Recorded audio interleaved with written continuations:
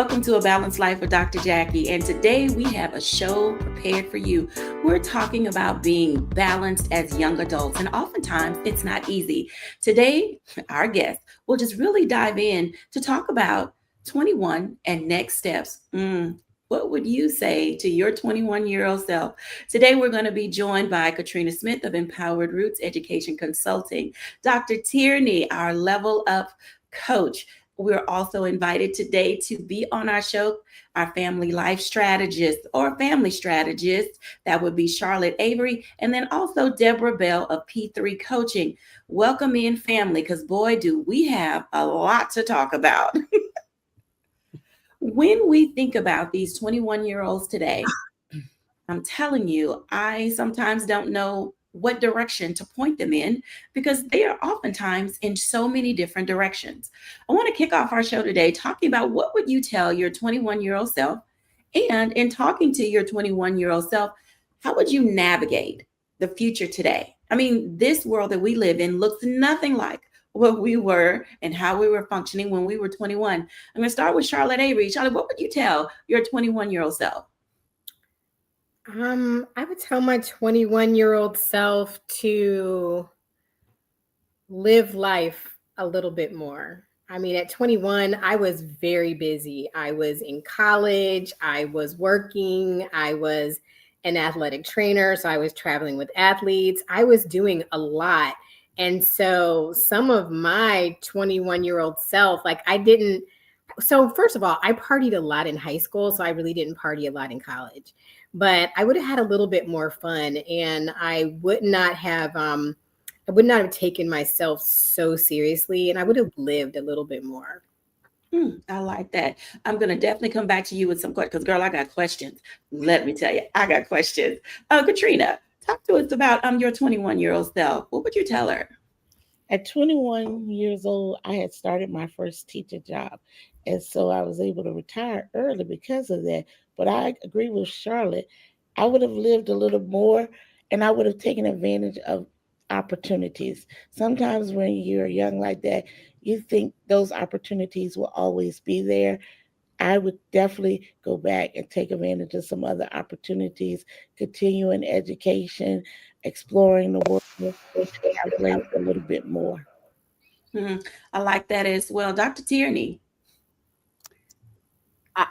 I honestly would tell my 21-year-old self, keep doing what you're doing, girl. Because when I tell you 21, I was living in Miami, going to the University of Miami, Florida. I was having a good time. I was getting a good education, being exposed to a lot of new things, cultures, languages, foods. So I was studious, I had to get my work and do what needed to be done and my work study job. But I had a good time. Okay. I had a really good time on South Beach. So I had a really good balance of knowing when to take myself seriously and knowing when to cut loose and just enjoy life. So I would tell my 21-year-old self, girl, keep doing what you're doing because you're going to look back on those days and it is not going to be anything else like it. That's very interesting wisdom. Deborah Bell. Yes. You're 21-year-old by the time I turned 21, I had been married for 2 years. So the thing that I would say is slow down. You don't have to do it all right now and stick with your plan. Being married was not part of the plan, but that's where I ended up. And so I would tell myself, you have time for all of that, but stick to your plan. I got off base from my plan, but it all worked out. Interesting. So each of you has talked about, missed opportunities, taking opportunities. Today, being 21, oftentimes opportunity can be stressful because there's not a support system that is there to guide, aid, and direct. And listening to peers can oftentimes land 21-year-olds in this 21st century in trouble. Katrina, talk to us a little bit about some of the guidelines that 21-year-olds should put in their toolkit in order for them to create, I won't say balance because that's hard, when you're 21, you want to, have the best time of your life. YOLO, you only live once, and they live it to the fullest. But what are some of the things that you believe 21-year-olds should put in their toolkit? One of the things I would suggest for a 21-year-old is to find a mentor. Find a mentor.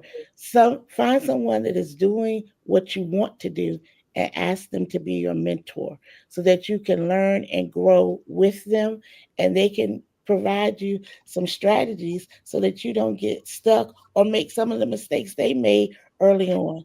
I would definitely advocate for that for a 21-year-old. Find a mentor. It can be very helpful. Mm, I like mentorship, Katrina, because it provides individuals with an opportunity to have someone to talk to. Charlotte, now we know you got how many kids? 7. 7. And how many are in college? Soon to be 3 now, because one just graduated from high school. So in that age bracket, what are you putting in their toolkit as they prepare to leave and have gone away?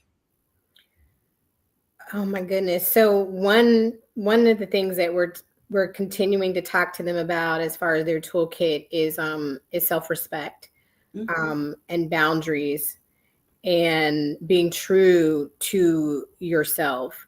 We really try to stress, know thyself, and really just because when you're, like my number 3 who just graduated from high school, she's getting ready to go into a different environment, but it's not going to be the same as home, and everybody wasn't raised like you.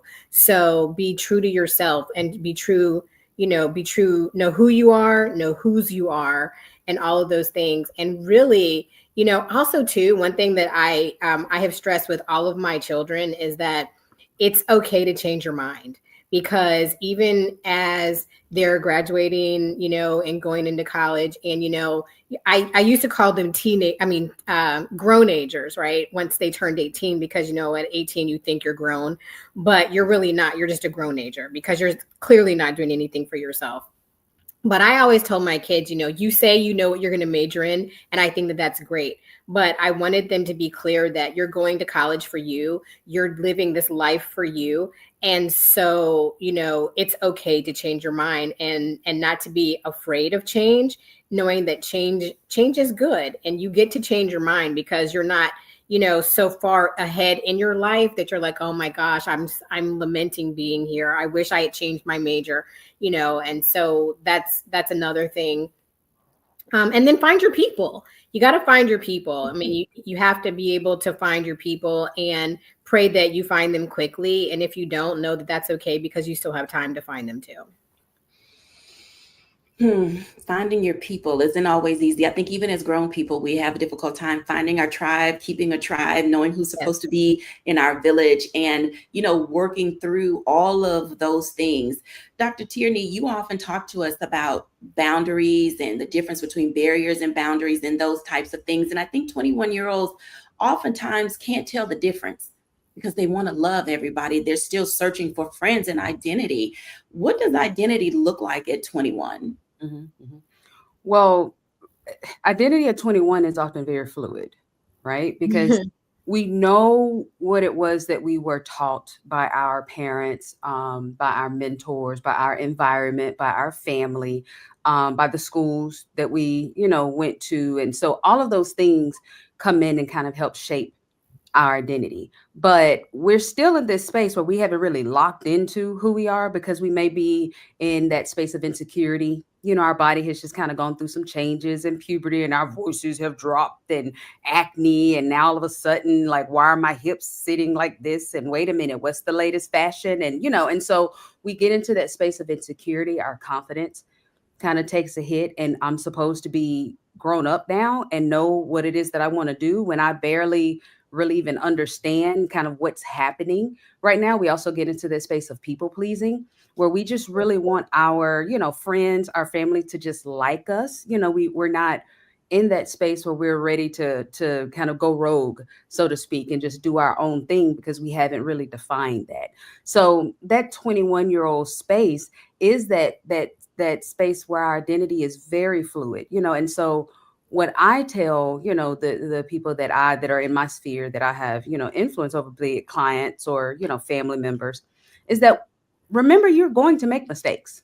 Mhm. Things are going to happen. I think perfectionism, particularly in the age of social media, where we're Mhm. able to see everybody's highlight reel, we're able to see the perfect pictures and the perfect poses and not realizing really they got one foot up on the wall and you're only seeing half of their face and the bottom half they got on pajamas and you think they're in this exotic location and all these things. And so there's this pressure for perfection that these 20-year-old 21-year-olds have that we did not have because we Mhm. couldn't everybody's highlight reel. Okay. And so just really kind of giving yourself that space and that permission to know that you're going to make mistakes.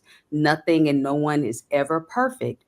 And right now, while you are in that fluid space, allow yourself to just flow through it, grow through it, stick with those things that are a part of your morals, your value, your integrity, and allow yourself to just explore the other areas of you that are coming to the surface as you are now experiencing this new stage, this new space of life. Hmm. When we come back after the break, I want to dive into that a little bit more because oftentimes family construct, lifestyle in the home plays a part in how 21-year-olds see themselves. So, how do we help our 21-year-olds deal with social anxiety and leaving drama, trauma, triggering things from home into their new life and space as they pivot into being 21? We'll be back in a moment after the break.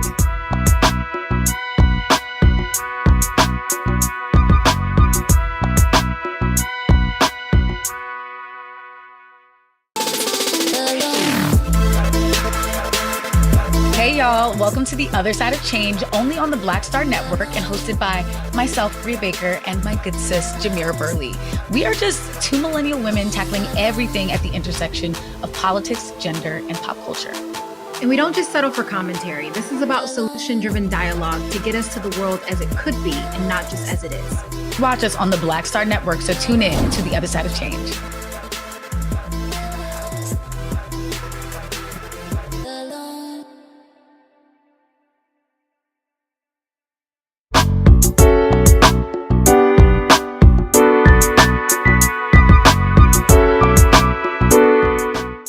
Welcome back, everybody. And as you can tell, learning how to be 21 doesn't come with an instruction manual. But the good thing is, there are people in your space who have been 21 before, who have really great life experiences, who can help guide you down the path that you are seeking. I want to ask Dr. Tierney a few more questions because you leaned into something, Dr. T, that you said they have to try to figure out how to navigate some things on their own while at the same time recognizing mistakes are going to happen. So, how do you recover if in your home, a lot of them are, on their own maybe 3 years now because they've been in school, they've been working, but yet they are still trying to figure out, oh, I'm 21 and I'm legal. I can do all these kind of things. You can't tell me anything. And I think sometimes that gets them into trouble. So how do we help lay that foundation for not social security, but to have socialization security in Yeah. becoming 21? Yeah. Here's a hard truth. Here's a hard truth. Sometimes you just gotta let them. They Mhm. let them hit their head against the wall. Let them Mhm. let them have to pay that fee, that fine, that let them if they don't go to class and they get okay, well you got to sit out a semester. I'm not going up there to talk to that dean and try to get you back in school. So I think a lot of times we put them too much in a bubble to where they're not allowed to just make the mistakes because so much is trying to prevent them from making the mistakes and prevent the boo-boos and prevent. No, I know what I know because of how many times I hit my head against the wall. And eventually you'll wake up and as the Bible said, you'll come to yourself and say, wait a minute, I might want to do something different. Or wait, I thought this is what I wanted, but I really don't want that. I really want something else. And to go through that process of becoming that includes some mistakes. It includes, having that awkward conversation with that friend. It includes some friendship fallouts. It includes making some social faux pas. It includes all of that, and so I think there's a double responsibility here. One on the part of us who have been 21, for us to not act like we wasn't ever 21. You Right. know, for us to not act like we just, we just floated through our 21-year-old years and never did anything wrong. No, that's why I tell people all the time, oh, baby, I was drunk on South Beach. I was out skirts up the hill, shirts down the hill, and I was having a good time because I'm not going to sit here and act like I didn't bump my head against the wall and I didn't do things that I'd later look back and go, ooh, girl, that wasn't the best decision, because if I did, then I wouldn't be here. I had to Mhm. go through that in order to get here. So let us not act like when we see the 21-year-olds making the mistakes, don't do this at them. Just smile and say, yeah, we just didn't have social media, so you just didn't see mine. You Mm, know, and for the absolutely. 21-year-olds to give themselves the permission and know you're going to make mistakes. You know, Right. even though there's this, again, that pressure of performance and perfectionism that has come from elementary school and middle school, where they had to be on all the sports teams and all the extracurriculars and get all the straight A's. Now, sugar, when you come out here in this deep water, you gonna flounder. Sometimes you may fail, but that's where you really learn and that's where you become. So if you're trying to hold yourself to this perfect standard, you're going to shortchange what it is that you really need to know about you, about life, and about what it is that you ultimately want to do and who God designed you to be. And so I think that that's the responsibility on both sides, for us to be honest and not look at them like, something wrong with them, but also for them to just let themselves make the mistakes, and for us to let them make the mistakes so that they can then become that 21, 31, 41-year old that is well-rounded and locked into who they are and whose they are. Absolutely. I want Charlotte to dive in because you're navigating that space right now. Yes. Talk to us, because like, as a family strategist, how are you helping the family and your 21s and some things manage these things? So before I touch that, I want everybody here to, since we're all together, to be honest and raise your hand. How much do you thank God that smartphones and social media was not around for 21? Raise your hand. All hands, all But hands. Yes. We thank God that we lift our hands and our 10 toes, that, social media and smartphones were not around when we were 21. And like Dr. Tierney said, like, we can't forget, even though we were not in the age of technology in the way that it is right now, we can't forget who we were and what we were doing at 21. So for me, with my children, especially my children who are 18 and older, I no longer call them grown agers. I call them emerging adults, because they're emerging into adulthood. I have to remember that their frontal lobes, they're not 25 yet, so their frontal lobes are not fully developed. So their decision making and all of the things are gonna have some challenges. And to speak to one thing that Dr. Tierney said, about the age of perfectionism and things like that, there's no such thing as being perfect, whether you're a teenager, whether you're a mom, whether you're whoever you are. Perfectionism it just sets you up for like feelings of inadequacy and insecurity. And their generation is they're dealing with that so much. So for me, like, I try to remember, who I was at 21, but then, I also try to remember who my children are, and they have different bents. And, Lim might not be moving like Abby, and Abby might not be moving like Gabby, and Gabby might not be moving like either of them.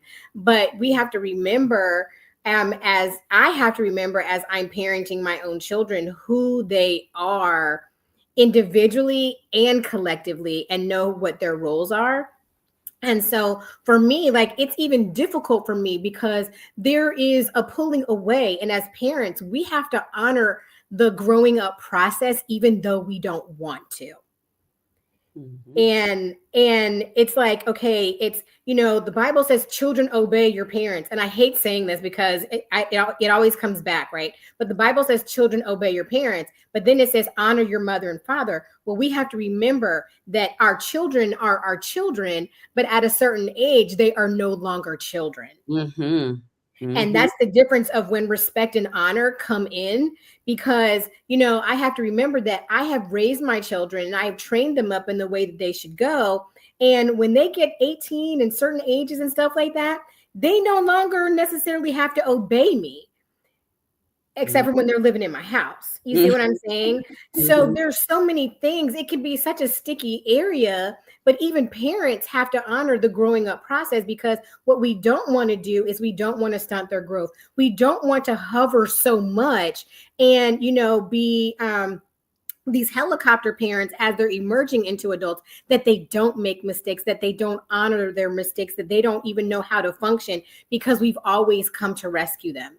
And so when Mel Robbins came out with her book The Let Them Theory, oh my gosh, that was that was really something that allowed me to woosah, because I was dealing with some challenges even within my own self and my own parenting with my emerging adults and things of that nature. But it's helped me. But also we need to be honest as their parents, and we need to be honest about who we were and what we were doing, and understand that it's okay to have hard conversations with your children and give your children permission to ask you questions. I think that those things are very valid, and they come from this place of stewardship. And I'm going to tap into our clergy for a minute, Deb and Katrina, because Charlotte mentioned something important. It's children, obey their parents in the Lord, for it's right. Honor thy mother and their father. And then there's this other one that says, fathers, do not exasperate their children. And there's a whole lot of exasperating going on, which puts the stewardship principle of parenting kind of off skew, because letting go and holding on are like this tug of war. So let's talk, Deb and Katrina, about this spiritual warfare that parents go through with their children, trying to help them set out on their own while at the same time wanting to hold them close so that they don't fail. What does that dynamic look like, and how do we help parents and those who are raising 21s get there? I know one of y'all want to jump in first. But I'll call on Deb. Okay, so I think you described it well with the tug of war. While we want our children to really do well when they're away from us, and we want to see them grow and develop into responsible adults, there is that sense of, but you still need me in order to do that. I'm still, I need to still be a part of that. And while that's true, we do need to loosen the reins. A lot of times, our wanting to be in control is more about us than it is about Mm-hmm. about our Absolutely. children. And Absolutely. so we have Mm-hmm. to recognize that our children, we put in them the things that they need. And we can stand a little bit off and still guide, give suggestions, ask questions that will help them in their decision making process. But I agree with the things that have already been said. Sometimes we need to just allow them to make the mistake, but be there for them if and when they need us. It is so important. I had a hard time cutting the apron strings, if you will, with my son, but he really helped me to come to a place of saying, you know what, he's got it, and I gotta let go. But it was hard because I still wanted to have that sense of control that I had had all along throughout his life. But again, sometimes that's more about us than it is our children, and we have to be conscious of not overstepping and allow them to grow and develop and experience some things on their own. Absolutely, Katrina. So, first, when we think about spiritual warfare, it doesn't mean you're doing something wrong. It often sometimes means you're doing something right. We have to remember that they're 21-year-olds and they're making a transition. Hopefully, while they were growing, you've already poured something into them. The enemy knows that they're at a crossroad. And so, as you are releasing the reins, you need to pray without ceasing for them, because you've already poured into them what they should know. Now, they're going to do some things Mm-hmm. that we all have done. We Mm-hmm. didn't always do right, but that allows them to have that perspective to get to where God is trying to get them. If they did everything you told them, they would not be the person God called them to be. Sometimes they need to make their own decisions, and you need to let them make their own decisions. Dr. T said it best. Sometimes they have to hit a wall and then them come back to you. But I think that one of the other things we can do is make sure that we've equipped our children with the word.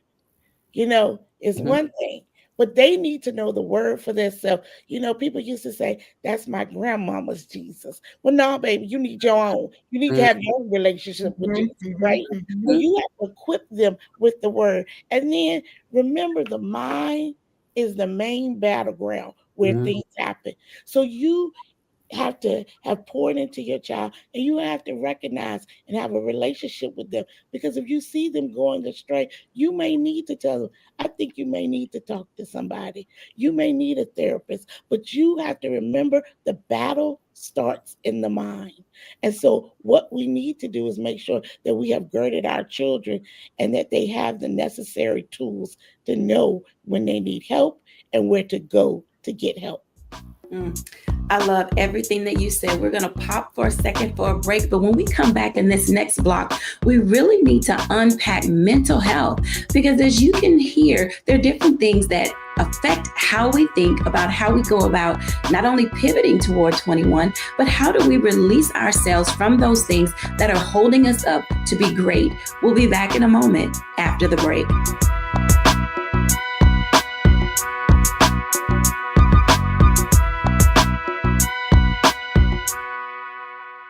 What's up, y'all? Look, Fanbase is more than a platform. It's a movement to empower creators, offering a unique opportunity for everyday people to invest in Black-owned tech, infrastructure, and help shape the future of social media. Investing in technology is essential for creating long-term wealth and influence in the digital age. The Black community must not only consume tech, we must own it. Discover how equity crowdfunding can serve as a powerful tool for funding Black businesses, allowing entrepreneurs to raise capital directly through their community through the Jobs Act.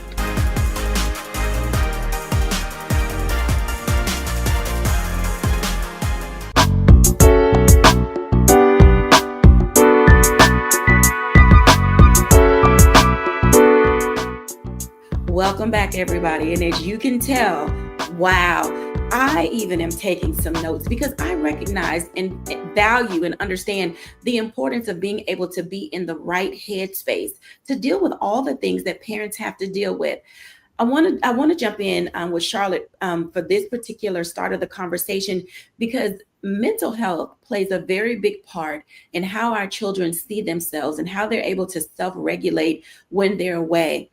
How do guardians, parents, individuals who are working with young people who are stepping out into the world today, how do they help them establish what good mental health looks like? Because we always say we listen and we don't judge. We look and we don't judge. And then we turn right around and start texting somebody and be judgy. So how do we help, ourselves and others know that they're in a proper mental health to be able to move forward into being 21? So one of the first things that we need to do is watch as well as pray, because when you have parented a child, you pretty much know like how they move and things like that. And you also have to remember that you are not your only your child's only sphere of influence.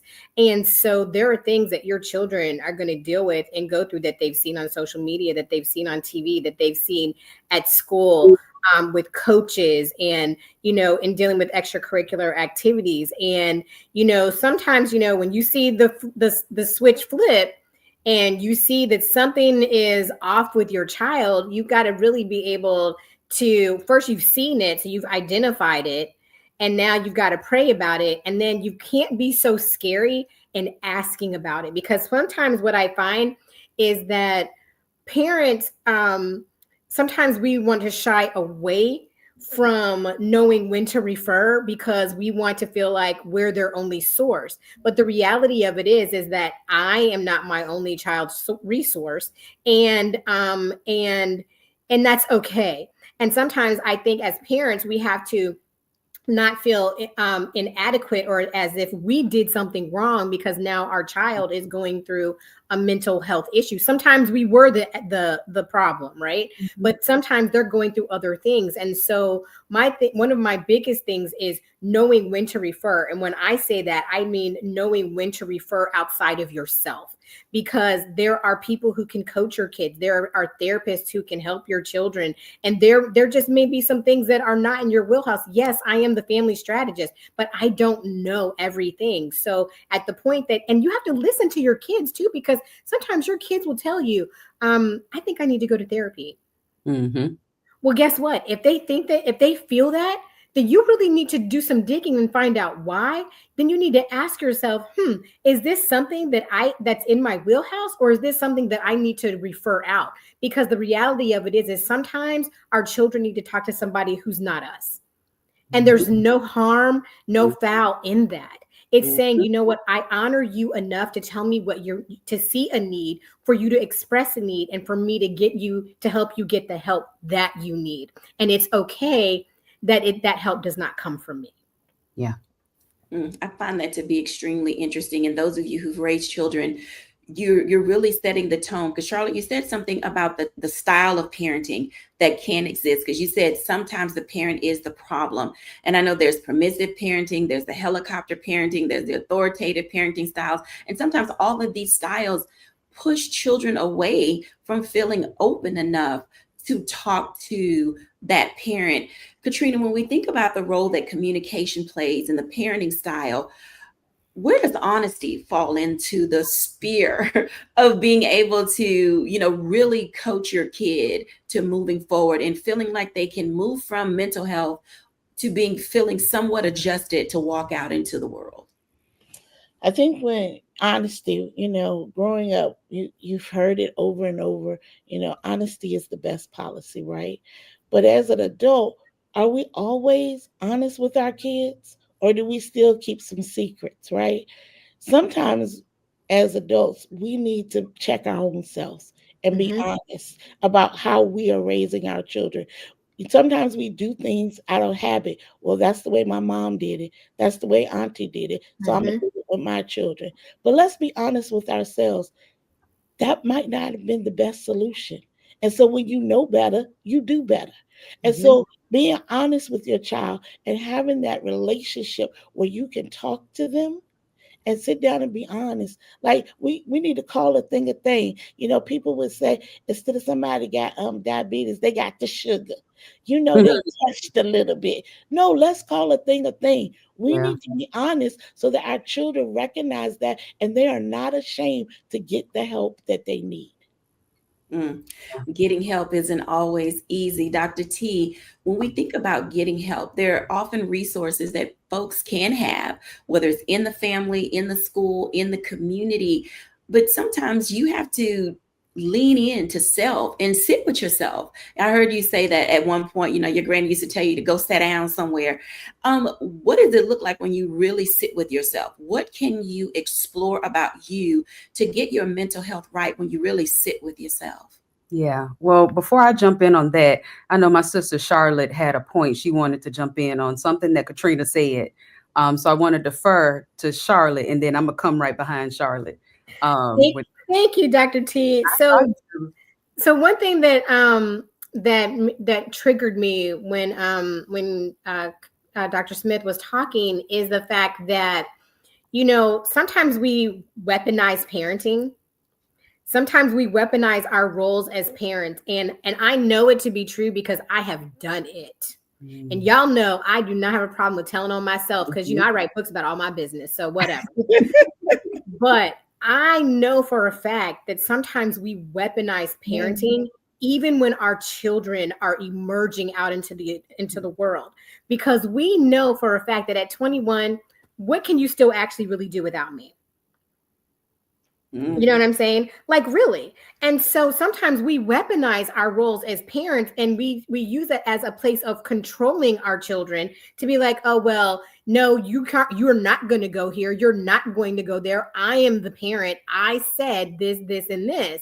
right? And so we weaponize who we are instead of knowing our role in the season of their life. Like there's the parenting role, there's the advisor role, there's the coaching role. But as parents, we should never weaponize our roles as parents as it pertains to our children. And so I just implore every parent who is raising an emerging adult, a grown age, or whatever you want to call them, is don't weaponize your role as a parent, because it's a trick of the enemy, because then that pushes your children further away from you. And then they're not going to come and talk to you. They're not going to feel safe with you. And you, even when they're emerging out into the world, you still want your children to have that place of safety and comfort and refuge with you. Amen to that. I know it was a reason why God let me see your hand and see you about to jump in. Because Shug, you just ran right on into where I was gonna come with that. When we talk about the sit down. Here's the thing that I really want everybody to understand, that before we tell our kids to sit down, have you sat yourself down? Oh yes, girl. Because I think a lot of times we are looking at the child and we want to say, well, you better. Well, baby, sugar, that's the fruit. We need to talk about this root. Okay? Because that can't be the fruit if it ain't something going on in the root that maybe you didn't address, or maybe I was having a conversation with a client and she was telling me something. And she was like, well, this and this and this and this and this. I said, well, you just told me that's how your mom treated you, correct? Yeah, that's how my mom. Well, did you like it? No, I didn't like. Well, why are you doing it to your daughter? And she had nothing to say, and this is something that we often play out over and over again because we haven't dealt with our own issues. We haven't dealt with our own trauma. We haven't dealt with our own insecurity. And the minute we get a little bit of leadership, a little bit of control, a little bit of ledge over something or someone else, we get into this space where then we want to tell them and tell everybody what to do. And then you wonder why your relationship with your 21-year-old looks the way that it does. Or then you get to be of a certain age and then the kids don't want to come home for Christmas. Okay. And so this is where we have to really take inventory and take stock of ourselves. And this is not, you may not be a parent, but if you are an aunt, an uncle, a TT, a grandma, or whoever, you have a responsibility to look at yourself. Okay. Some of these 21-year-olds are carrying the burden of breaking generational curses, of breaking generational mental health issues that we would not deal with. Or on our doorstep. Very true. Okay? So we can't just look at the things that we see playing out in them without first examining ourselves and say, wait, did I sit myself down in therapy? Did I sit myself down in coaching? Maybe it's playing out in them in this way because there was something that I stepped away from my watch in watching this here that then is playing out over there, and what I'm seeing is that there are a lot of people that are my age in their, 40s, 50s, where now these mental health diseases and neuroses and, are coming on the table that have run unchecked for all of these years. So I think it's just really a time for all of us, everybody, 21, 13, 51, 71, for everybody just to sit themselves down and have a conversation with self to say, do I need to go and talk to a therapist? Do I need to go and talk to a coach? And that was actually a trick question, Sugar, because yes, everybody needs a therapist. Everybody needs a coach. I tell you guys all the time, I have a therapist, a personal coach, and a business coach. I have a team around me to make sure that I am together. Okay. And then let God come and say, hell, Tierney, you've been blessed and highly favored. You're going to have a child. Oh, yeah. Well, as soon as that baby can start teeter-tottering around, they're going to be in some play therapy, because I'm not going to say that I have it all together, even though this is what I do professionally. I'm making therapy. I'm making mental health and being healthy, happy, and whole from the outside and the inside a new narrative in my family, because I am part of that generation that is called to break some curses. Okay. So that's something that we really have to look at before we point the finger at anybody, before we try to take the speck out of anybody's eyes. These 21-year-olds, let's check the log in your eye, Sugar. I think that those are great segues to understanding, because oftentimes young people and adults don't have a way to anchor themselves into anything. And I am going to start this next question with Reverend Deb, because when we talk about breaking these mental health cycles and how do we, look at becoming well and what does well look like, how do we, I'm going to use the term pivot toward dialogue and conversation that lets young people know it's okay to talk about things you've experienced, because all of us are triggered and traumatized by what happens in my house stays in my house. And that phrase in itself is why young people and a lot of adults are the way that they are today. So how do we begin the conversation of it's okay to talk about it? You know what? I was traumatized when I heard you make that statement. It's in the house. It happens in the house. It stays in the house. I had to take a deep breath myself. But I think that one, parents can't be afraid to ask simple questions, open-ended questions, to begin to get their young adult children to talk. But if you haven't had that relationship with them, it's going to take a little time to build the kind of trust that will allow your young adult to be open with you. Yes. If everything in their upbringing has been, you do this the way I say do it, and there's no openness for conversation, then you're going to have to create a pivot where you're calm. I want to pause right there, because we cannot get excited every time we hear them bring up a subject or talk about a situation. We need to just be silent and listen. Because sometimes we have to learn how to hear them because we haven't done it, right? We're not accustomed to listening and hearing. We're accustomed to telling them what to do. And this is not the season for that in the same way. Right. So you have to begin to be a good listener so that they feel comfortable building that relationship of being open to share. Now, they're not going to share everything.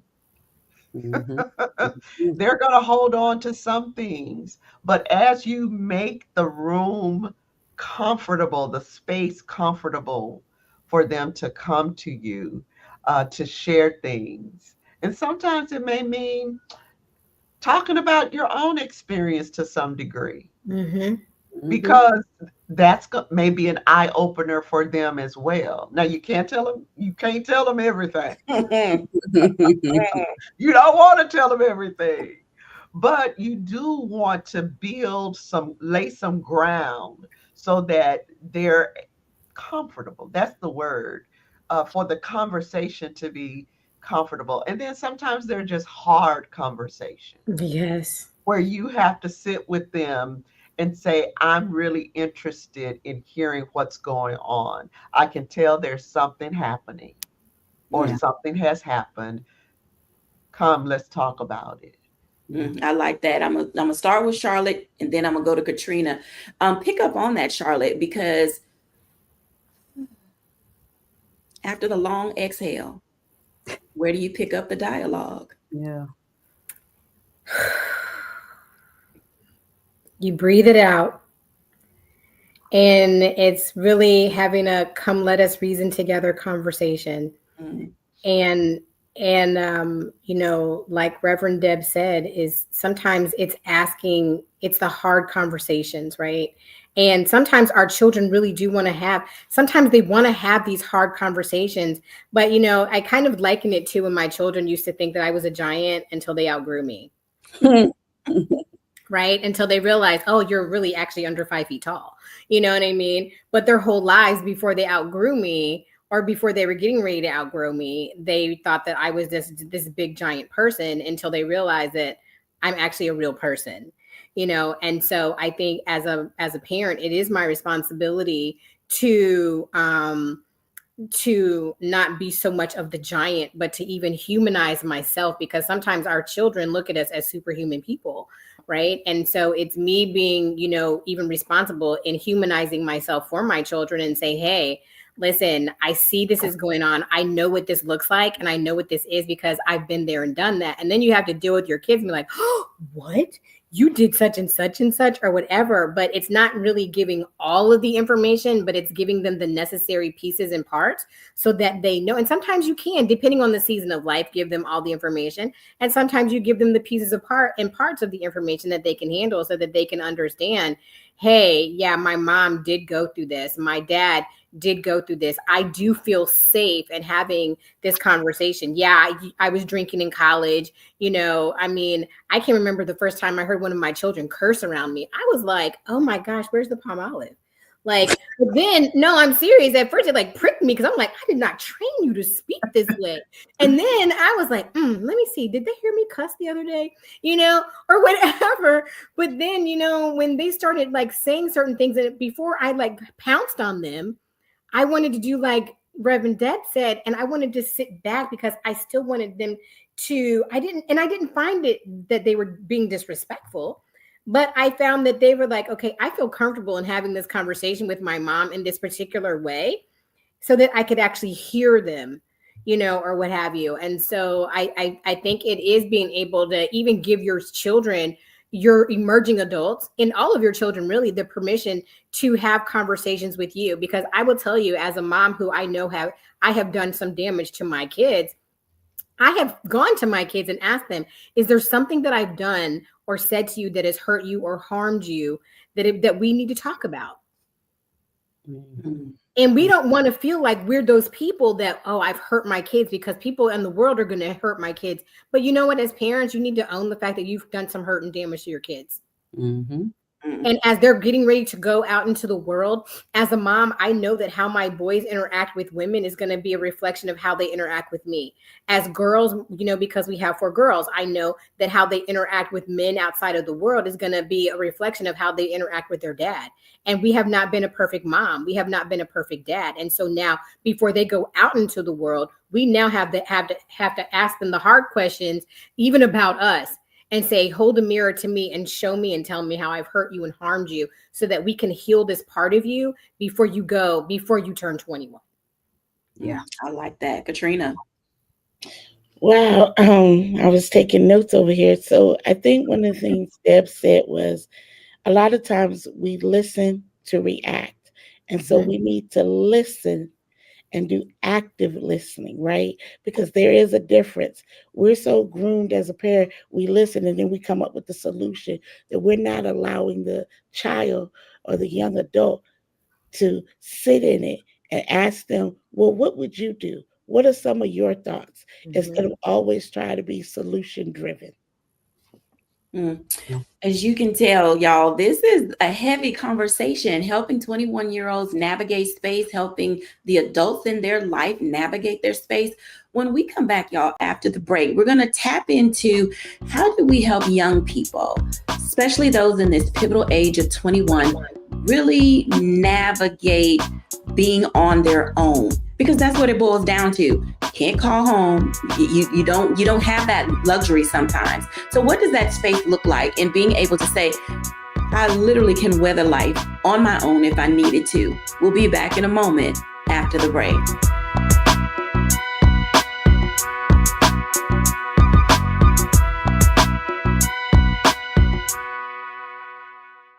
Hello, I'm Isaac Hayes III, founder and CEO of Fanbase. Listen to what I'm about to tell you. The window to invest in Fanbase is closing. We've raised over $10.6 million of our $17 million goal. That means there's room for less than 6,370 people to invest in Fanbase for the average amount. The minimum to invest in Fanbase right now is $399. That makes you an owner in Fanbase today. Go to startengine.com/fanbase to invest. Why? Because current social apps have taken advantage of users for far too long, with content suppression, shadow banning, harmful racist content, and no real tools for monetization and equity. Fanbase has over 1.4 million users and counting, allowing anyone to reach all their following and monetize their content from day one. Social media is the new TV, and whoever owns the apps that distribute that content have the opportunity to own potential billion-dollar companies. While big platforms with uncertain futures are failing to serve their users, Fanbase is stepping up to fill the gap. Don't wait until it's too late. Invest now, invest for yourself and your future. Go to startengine.com/fanbase and own the next generation of social media.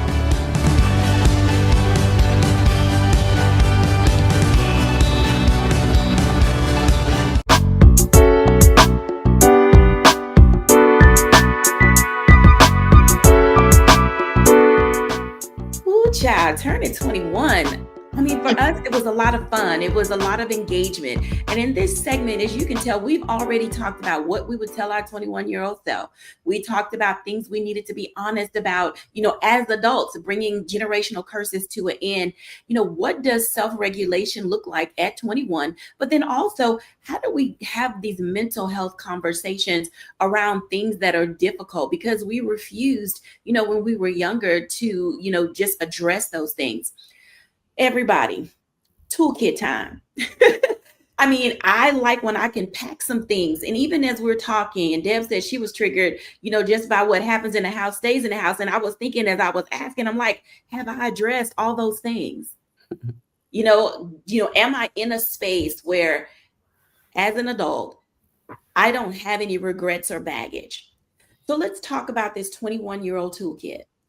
At 21, what are some of the things that 21-year-olds need to tuck away that you've learned that they can take with them through 31, 41, 51, 61, and beyond?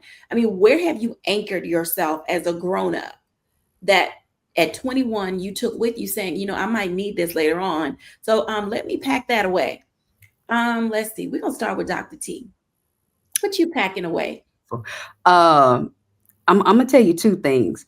One, Jesus. Don't pack Jesus. Put him right on in your bag. Put him in your backpack. Take him with you. Yes. Because when I tell you again, y'all heard me say I was drunk on South Beach. I had a good time. I know that if it wasn't for my spiritual connection with my Heavenly Father, if it wasn't for that inner voice saying, girl, now don't you go there, don't go to that part. Now hold on, now wait a minute, that I really I could have been in a completely different space. I would have been in a completely different, mindset, and it was only because of God, only because of Jesus, only because I spent that time praying and still going to, to services on campus and all of that it kept me safe. Even when I was out there, it still kept me safe. So that's the first thing to pack the load. Take the load with you. Put Jesus in your backpack. The other thing I would say is accountability. Okay. You have every right to make whatever decision that you want to make. Okay. Because you're grown. But I need you to be accountable for it. Don't go out here and do something and then want to come back and expect somebody else to clean it up for you. If you make whatever decision to not pay a bill, to go here, to go there, then you have to be ready to deal with the repercussions of those decisions. It is nobody else's responsibility to come and save you. Now, will people help you? Absolutely. But they will help you, not do it for you. Okay. And that's where that accountability piece comes in. Sometimes you got to look at yourself in the mirror and say, I did this to myself. I'm the one that put myself here, and then actually do the work to put yourself in a better situation, to make some better decisions, to learn from that so that you can continue to move forward. It's not the end of the world. But if you don't have that accountability and you want to keep blaming somebody else and pointing the finger, then sugar, that's the quickest way to get stuck. Okay. So pack Jesus and your accountability. Absolutely. Katrina. I don't know. That question just, you could go a lot of different ways with that. I think what I would pack would be, I think Dr. Tierney took mine, so it kind of caught me off guard. The accountability piece is huge. As a young adult, being accountable for your actions is something that they have to learn and work towards, because for so long they've had their parent, and their parent has always had their back. And that now looks different when you become a 21-year-old. Your parent loves you and supports you, but the accountability now becomes all you. Yeah. I like that. So now we have two in that column because it's almost proven now. You need accountability in Jesus. Yes. Charlotte Avery. I would say pack self-awareness, and I would say pack financial planning. Because it's easy to go to college or go out in the world, and whether you're making money or your parents are giving you money or whatever, and then spend all your money. And we are definitely in an age where our children, we need to teach them we need to teach them how to be self-aware and emotional maturity, but we also need to teach them how to have a financial plan and focus, because it's easy to get off your focus. And also learn food prep. How about that?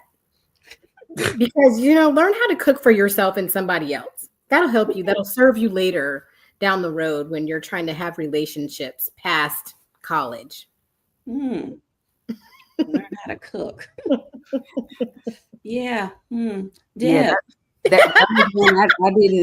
I know how, but I don't like it. So it's like, we just gonna leave that over there in the corner. We ain't cooking. Oh my God. Oh Lord, what are we packing for the 21-year-old Deb? Friends around. It can bring some good friends. We can gather around a pizza. I'm good at ordering takeout or catering. Yeah. Yeah. So, you know what? I was thinking about this question, and I think one important thing that needs to be a part of the toolkit is self-confidence. Yes. Trust yourself. Mm-hmm. And in the same vein, be aware of how you feel around the people you hang out with. Yes, Are these discernment. people that make you feel joyful about life and about living and about you? Or are these people who cause you to shrink, to not be fully who you are, who diminish who you are? Come on Pay here. attention to how the people you spend your time with make you feel, and choose the joy of being around people who elevate you in all the areas. Girl, you were just in my conversation with my daughter on yesterday. Yeah, it's important. Let me tell y'all, parents are going to appreciate this dialogue and conversation, but at the same time, even though it's serious, we have to laugh about it, because there are times that we can get too serious and we just sort of lose our own mind. And with that, let's talk for a moment about these guardians. What will we put in these guardians toolkit? Because there's the raising and then there's the releasing. The raising and the releasing. At what access point did you realize you were okay letting your little person fly away? I don't know, because I'm not there yet. Okay. So y'all answer that, and I'll wait. That's interesting, because I don't know. You released them. Maybe it is 21. All of mine are past that age, and while they're off and doing their own thing and they're grown, they always know they can run something by me. I don't control anything that happens in their household, but I'm always available to listen and let them bounce something off of me. I like that. So presence. I think that's what you described in listening to you, is be present. Because I know parents are never going to fully let their children just go. But 21, they go to college, they go to military, they go to get married, they go off to school, whatever it is that happens. HIPAA doesn't allow you. So don't. What is it? FERPA doesn't allow you. These different types of forms don't allow you, FOIA, yes, don't allow you as well to just kind of, call up and find out any information that you want to. So at some point you have to, be present enough for them to run back to you with something they have to handle on their own in their young adult space. Well, yeah, presence and preparation. Okay. Preparation really, really, really matters, because even when you're talking about FERPA and HIPAA and things of that nature, and you really see the dynamics. Like when my daughter got injured in college, and that brought HIPAA and FERPA to light about what I could do and what I couldn't do for her. And so you still have to be able to prepare and have those types of conversations with your children, knowing that where they're still on your health insurance. And you have to make those things real to them, because if they were in a car accident, do they want their organs donated? Who do you want speaking for you? Because if it's not me, then who is it going to be? You know what I'm saying? So there are certain real life scenarios that you've got to really put out there with your children as far as preparation is concerned. And even though I was joking, about like, well, I don't know when that is or whatever, the reality of it is that I don't really know if there's ever a specific time that prepares you for that.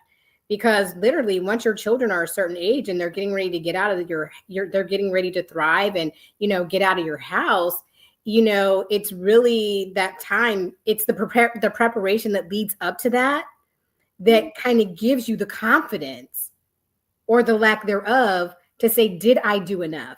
And the thing is, as parents, we would have never felt that we did enough. As a mom, and I always ask my kids, like even my younger kids, my emerging adults, I ask them, is there something that I didn't teach you before you leave to go out into the world? Whether it's cooking your favorite meal, whether it's financial awareness, whether it's, in dealing with relationships, tell me.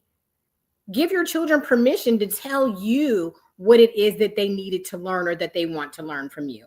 And that's okay. Yeah.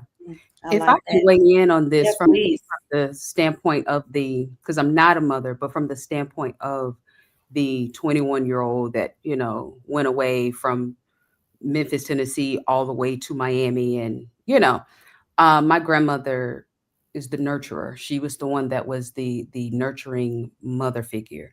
And my mom was the business, handle your business. This is how you. And so from that vantage point, I think it's important. It's not so much an age. I think it was just more so the maturity level. So once they saw how I was moving and responding and my decisions, and that I was keeping my word, that I was where I said I was going to be, then they started to step back little by little to give me a little bit more leeway, a little bit more freedom and liberties. And then as they saw that I could handle that, then they, really just kind of released the reins. So by the time I got to college, I was, ready to go. So I think what Charlotte is saying about the preparation piece, it's making sure that we're talking about 21-year-olds, but the preparation starts, in elementary. It starts in, having them clean their own room and pick up their own crayons. It starts in, having them being able to kind of speak up for themselves and having that open dialogue. So by the time we get to 21, there's not necessarily a fear on my part, because I knew that if I got my heart broken or if anything happened, I could always go to my grandmother. I could always lay my head on her shoulder and cry. And she would, nurture me and hug me. And then she would send me right back out and say, now, you have to continue, and so that gave me a confidence to be able to go so far away from home, where I didn't know anybody, no family, all the way at the bottom of Florida, and be able to know that I could do it because they had been giving me and preparing me for this level of freedom, for this level of accountability, all the while. And they were watching me as I was watching them, how they lived. They were watching me and my maturity level to know that I was ready to handle it. But if something were to happen, I knew that I could always go back and, take a beat, take a breath before I launch back out again. Absolutely. These are powerful words. Deb, add on. So I just want to amen what Dr. T just said. For me, it was when I began to see my son take responsibility for things. When things would happen and his response to them, and the way that he was able to communicate back to me what was going on. And so then I knew that, okay, he got it. And I could step, as Dr. T said, I could step back and allow him a little bit more room to grow and develop in making decisions on his own, and trust that he had what he needed. So absolutely amen to everything you just said. I love that. This show today has been incredible with so many tips and tools that we can take along with us as we help other people navigate their journey. When we come back after the break, I'll give my reflection.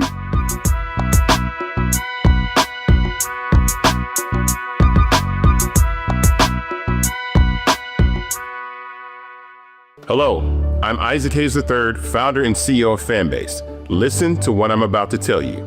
The window to invest in Fanbase is closing. We've raised over $10.6 million of our $17 million goal. That means there's room for less than 6,370 people to invest in Fanbase for the average amount. The minimum to invest in Fanbase right now is $399. That makes you an owner in Fanbase today. Go to startengine.com/fanbase to invest. Why? Because current social apps have taken advantage of users for far too long, with content suppression, shadow banning, harmful racist content, and no real tools for monetization and equity. Fanbase has over 1.4 million users and counting, allowing anyone to reach all their following and monetize their content from day one. Social media is the new TV, and whoever owns the apps that distribute that content have the opportunity to own potential billion-dollar companies. While big platforms with uncertain futures are failing to serve their users, Fanbase is stepping up to fill the gap. Don't wait until it's too late. Invest now, invest for yourself and your future. Go to startengine.com/fanbase and own the next generation of social media.